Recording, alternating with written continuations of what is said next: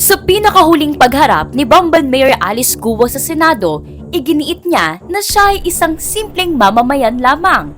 Ngunit naging taliwas ito sa record ng Land Transportation Office o LTO kung saan lumabas na nagmamay-ari si Guo ng higit 100 sasakyan.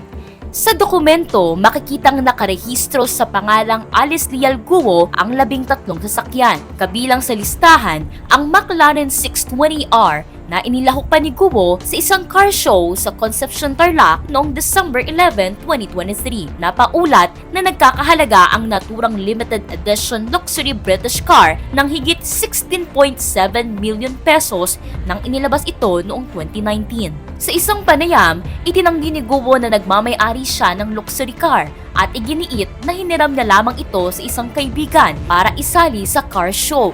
Ngunit hindi niya pinangalanan kung kanino talaga ito.